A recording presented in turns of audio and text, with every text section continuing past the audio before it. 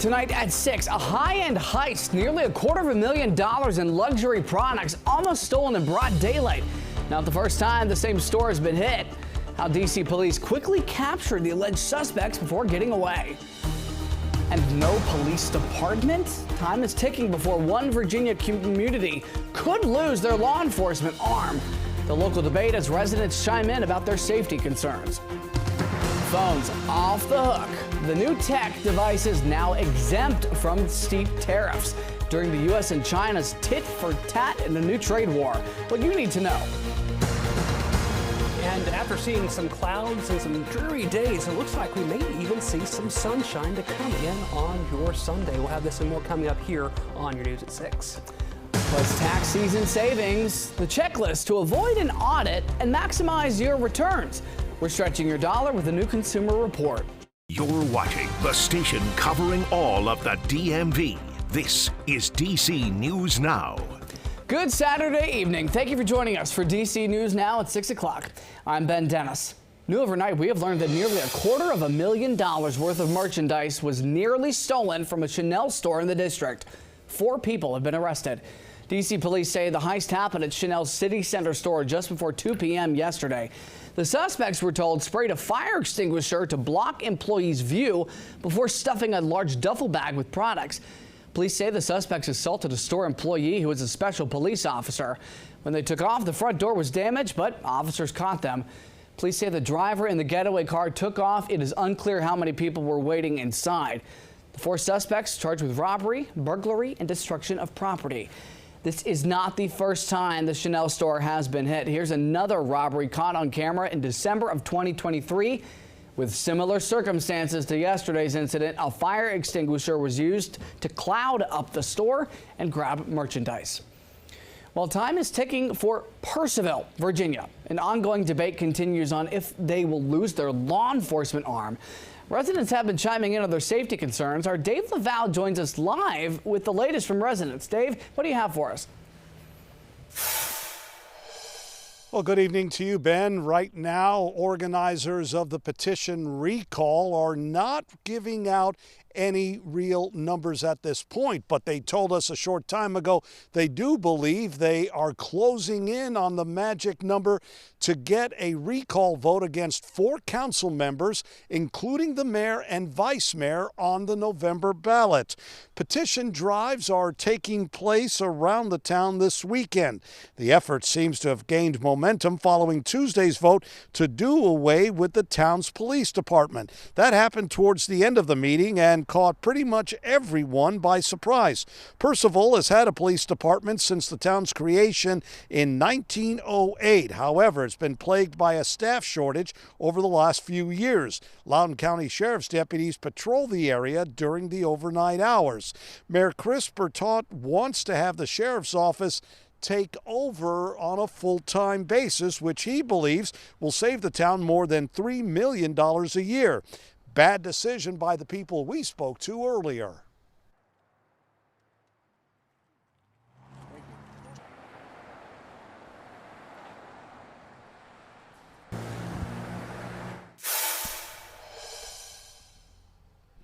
The next public meeting on the issue will take place April 22nd. That's also the earliest a final decision could be made.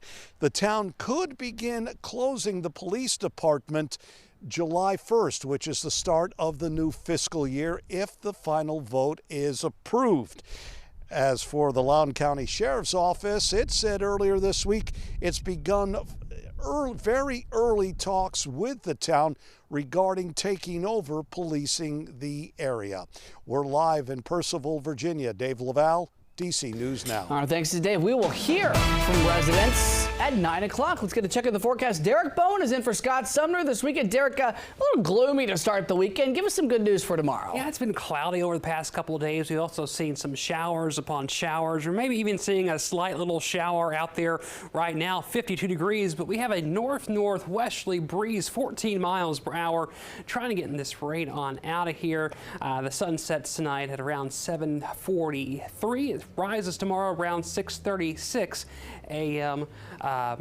Eastern time. We're looking at, of course, temperatures around the area right now relatively on the cooler side, but at least warmer than we were yesterday. Temperatures are into the 40s and 50s as we currently speak, and overnight temperatures will drop down into the 30s and 40s. Some locations even have a frost advisory portions of the Shenandoah Valley. You can see radar for the most part starting to see a few showers coming back into the picture as this center of low pressure starts to skirt off the east coast, and once it does, that is going to drag that rainfall out of here, but we may have to deal with a few showers as we head in towards the overnight and early tomorrow morning. But the hope is to see maybe a little bit more sunshine as high pressure tries to build into the region.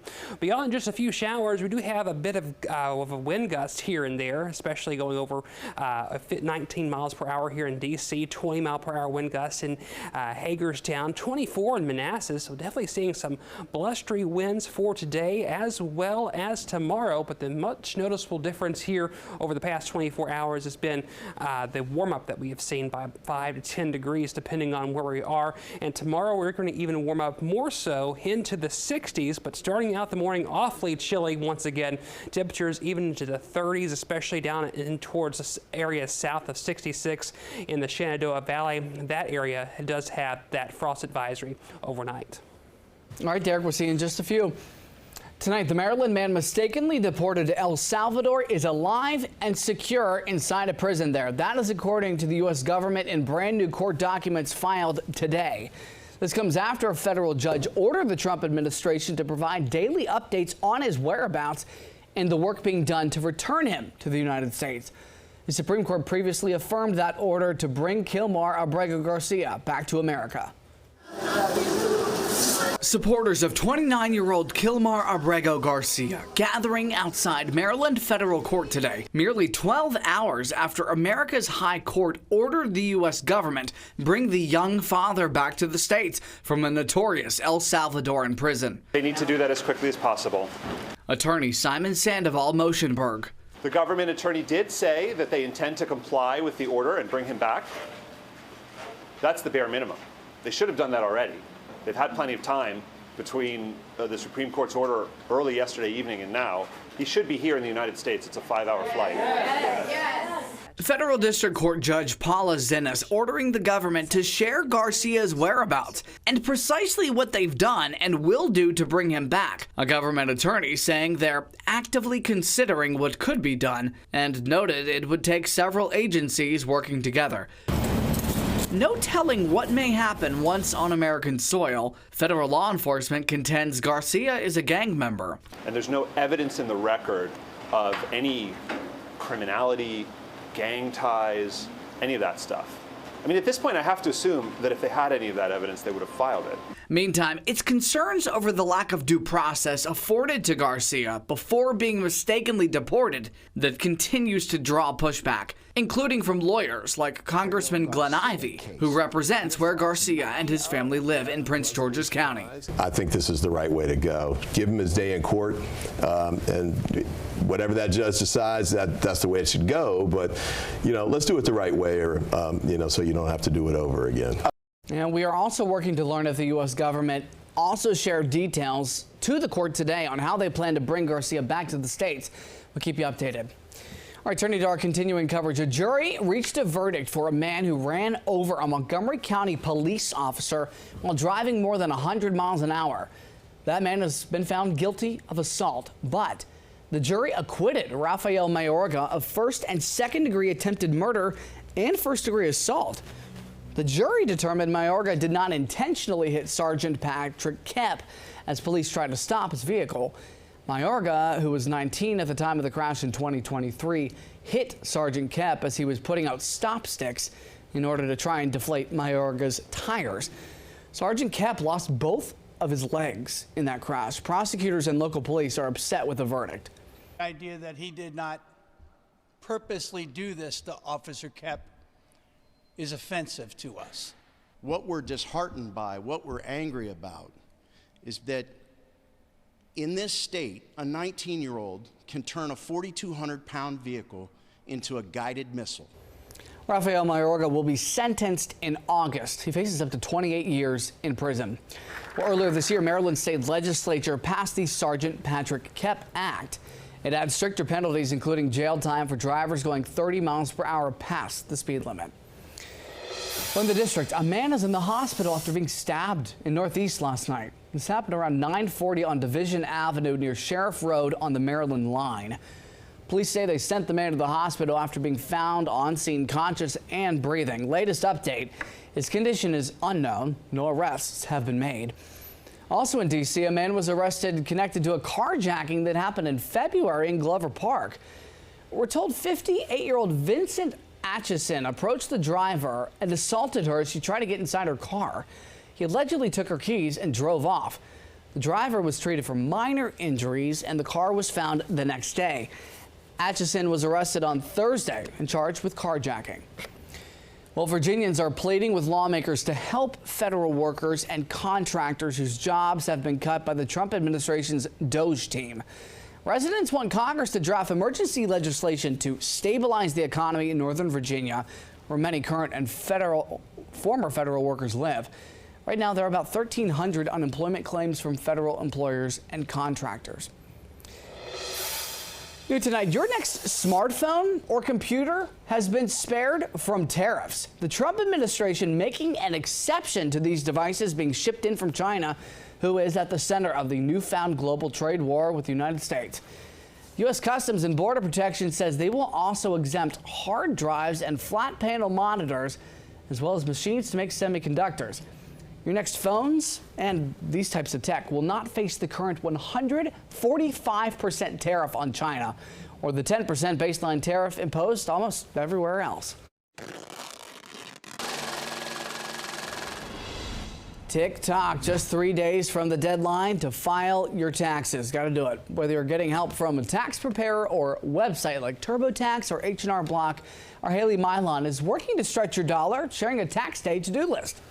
Yep, the April 15th filing deadline is on Tuesday. Key things to keep in mind as you're getting everything together is gathering your payment information and having your identification numbers. You'll need your social security number or tax ID number, your bank account and routing numbers if you're opting for a direct deposit for a refund, your adjusted gross income, current address, pay stubs if you have them, a W-2 or 1099 form. Now, if you're looking to take advantage of tax credits, you need records for things like childcare, charitable donations, health care savings account contributions, retirement account contributions, and education expenses. If you're in Maryland, you can use Direct File. It's one of 25 states where you can do this. The IRS is estimating that a third of filings can be completed that way.